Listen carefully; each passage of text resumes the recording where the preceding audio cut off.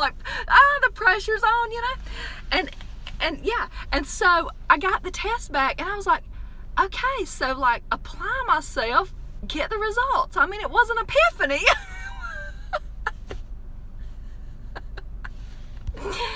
Is that funny? My goal was to be healthy before I got pregnant. Lost 100 pounds and gained the raw vegan high vibe. Who said that? Girl. Then you got pregnant.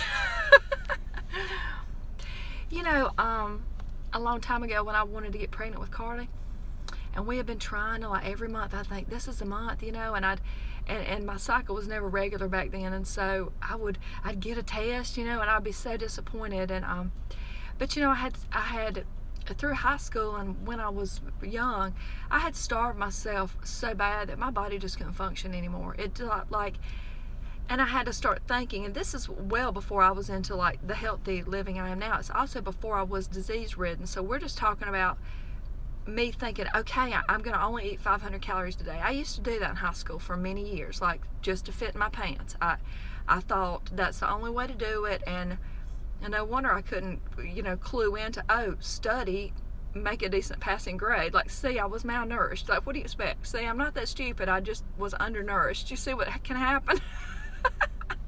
But anyway, so, yes, when I was trying to get pregnant with Carly, it wasn't until I started feeding myself. I was trying to eat vegetables and fruits, and I was trying to not eat like Chef Boyardee, or just Hamburger Helper, and then I was pregnant with her, and like your bodies have to have nutrition,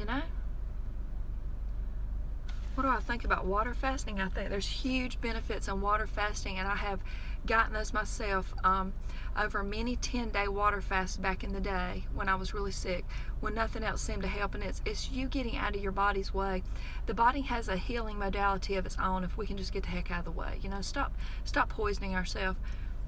So many people now these days, they just want to take a quick fix, a quick pill, or they want to, just drink like, I don't know, cranberry water to flush out the excess water weight, but yet they're rinsing down a Big Mac and fries, or we want to drink Diet Coke, or like we just want, all those things are not real, and they're just like, it's a mentality of the Band-Aid approach, you know what I mean?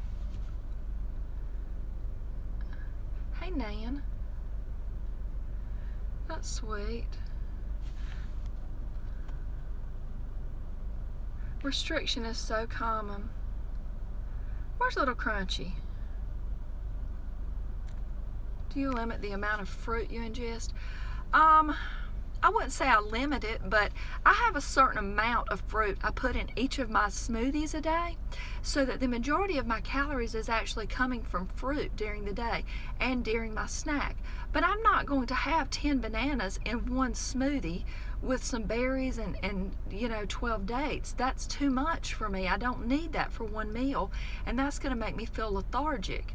I also really never, unless I'm eating melons, do I eat fruit without coupling it with greens or celery. I just don't. I find that I get the high-flying experience of fruit, okay? And then I get the longevity of a long flight by balancing it with greens or celery. So that's how I do.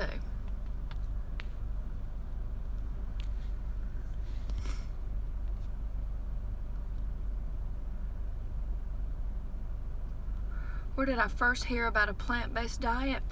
I had become so sick, and no doctor really knew what to do other than to put me on prednisone and methotrexate and all these painkillers. And I had been doing nails for a long time at the time, and I had 2 different customers that both were on this stuff, and they had autoimmune disorders like me, and lupus and all this, and they were so swollen like balloons. And when I would file their nails, the side of the file would slice through their puffed up skin around there, and they were red, and like they couldn't breathe, and like it just, And they weren't like that before they started taking the medication. And I was like, yeah, so like I'm not knowing if I want to take that. And once I started researching it all, and they were saying, you're going to be on this the rest of your life.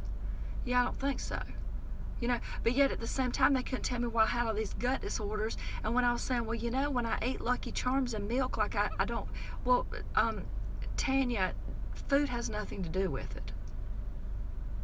That's what I would hear. And so I started researching and looking at books, and I came across this book by Dr. Joel Fuhrman called Eat to Live, and I read it over and over, and his book called Fasting, and a book by Arnold Ehret called Mucusless Diet, and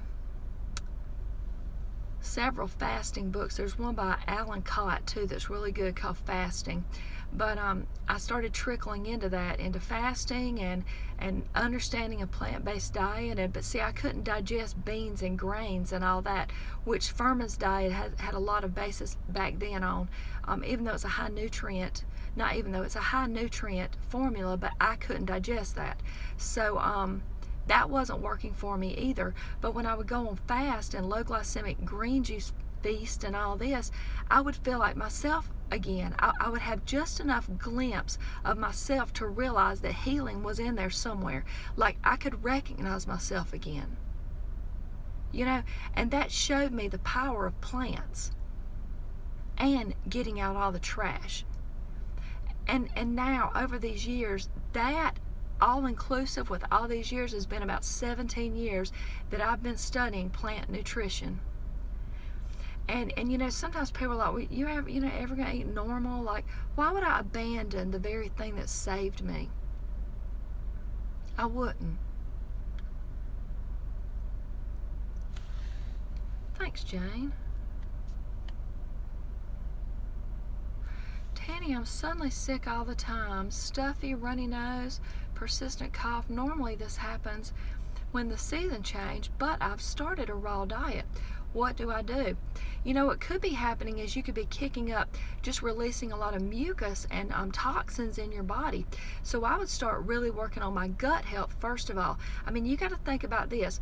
If you've been just eating like everybody else, living in this world all your life, and you start going on a raw diet, what's going to happen is you've got all this sludge on the side of your fish tank, so to speak. Let's say you're a fish tank, and on the side is all this algae coating the glass, okay? When you're looking down before you start doing anything to the algae, you didn't touch it, you're not stirring up the water, the inside's it's a little murky, but you can see the bottom. Like fish are swimming, they're not thriving, but you start scrubbing down those sides, okay? And what's going to happen to that algae is it's going to start circulating, okay? It's going to be mucousy. You might have acne. You might have, you might have had some debris caked on the wall from years ago, like nicotine, where you used to smoke and you hadn't smoked in a long time, and you don't understand why all of a sudden you're craving cigarettes, or maybe you were jacked up on Adderall for years, or let's just say that teachers and people and doctors thought you needed to be on that to pay attention. All you really needed to do was get off the red dye number 7 or whatever. Like, get some real food in your body instead of chemicals like most kids are living on. But anyway, so let's say some of that's caked up on the side, and when it circulates through, you don't understand why you're jerky, you're jumpy, a lot of things like that. So how do you remedy that is you really work on your detox eliminatory organs, your kidney, liver, lymphatic system. Are you moving the lymphatic system, which is like a sewer septic tank for the body that doesn't just pump like the heart naturally? You have to pump it. And how are you going to do that? Well, normally we would be walking, doing crops, running, doing all these different things, but now we're sedentary and we don't do that. So we need to pump the lymphatic system. You could jump rope, you could jump up and down, you could walk briskly, but the really good thing would be to rebound.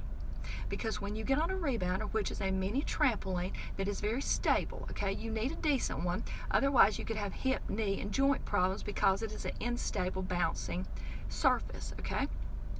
But let's just say, and if you want to know more about that, I've got some videos on comparing rebounders on my channel, where I talk about lower price to higher price, and the ones I know that are good on every level. So anyway, when you do that, you are pumping every cell in the body, getting waste out, okay, moving it out. Skin brushing is another way to help with the lymphatic system. Back to the gut tract, okay, so in the gut tract, I would be doing enemas, I would be doing colonics, I would do a blessed herbs colon cleanse. All these things are going to help you get, I mean, it is a great way. Enemas are a great way to move you out of detox quicker. How about that? Did that make sense?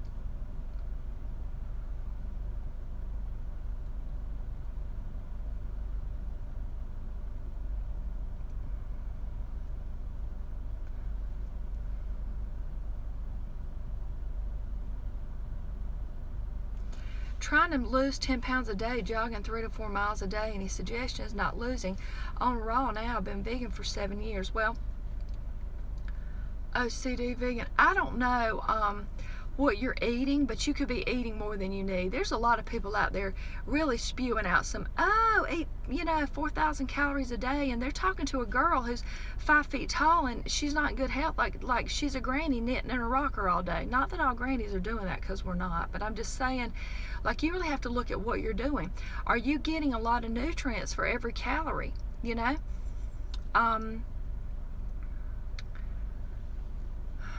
See, to me, rebounding really helps. I mean, you're also, the G-force of that, you're really like toning at the same time. You're pumping every cell.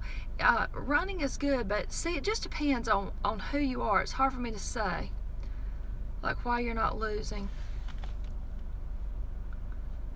Detox needs support. Exactly. Who said that? Yes. Oh, sweet nectarine. You got all the answers today, girl. Enemas rule. Exactly. Byron said one day that his sister had got on the live chat sometime, and it's probably the only time she's seen it, and she asked him, she was like, is she always talking about that kind of stuff? Because I was talking about enemas and colonics and stuff. Yeah, I'm going to talk about it. Like, there's nothing wrong with it. People need to get the crap out of their body. Like, really, a lot of people are sick and have mental problems because they're reabsorbing all this stuff into their system. But I thought that was funny.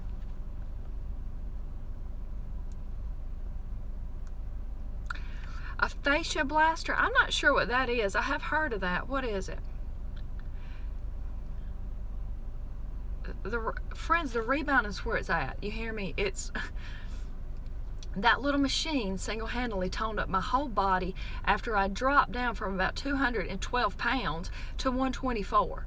There's no hanging skin. There's no bat wing arms. There's none of that.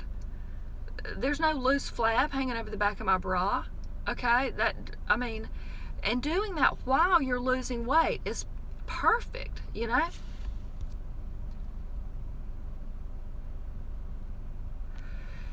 What you do about getting an enema bag, you can buy those at Walmart. They're like water bottles, okay? Go over to the medicine and pharmacy area, and they're usually with the things like bedpans and all that. But they'll look like, usually they're a red hot water bottle, and most of those are about a, are they half a gallon or a gallon? Anyway, and what you buy one of those, and they're like $6, okay? On the rawfoodworld.com, I have one, and it's blue, and it came from there, and I want to think it's a couple of gallons. Like, it's fabulous. And it's not a big deal. I mean, you just let the water run in. It's not painful or anything. And if you're a person who is really has congestion, there's just a lot of backup, then just let the water flow in as it will, not to a painful point. You clamp the water, you go to the potty, you release the water, and matter will come along with it, and then you do it a couple times until there's no matter. That's what you do. There's also, on my colon cleanse playlist, I have that. That's the thing I have, and you can go over there, and on day 1 I'm talking about tummy massage, and I'm talking about that blessed herb cleanse. I take y'all through every day of that the last time I did it, but the first day I'm talking about colon massage, and I'm also talking about enemas and how to work with that. But you don't have to you don't even have to get on your side on the floor. You don't have to do that. You just this is a lot of information, but let's just say like you put the enema bag in the shower, and there's like, you can hang it around like depending on what kind of faucet you have, or shower head, you know, you can hang it up there so there's a lot of gravity pull, and then you can basically just bend your little hiney over the tub, you know, let the water run in, you clamp it, you drop the spout down into the tub, and you walk over to the potty. It's not a big deal. Like, I could do one in 5 minutes. Like, I could have company. I could be having a Thanksgiving dinner and be like bored of people talking about, you know, the roasted beast and how caramelized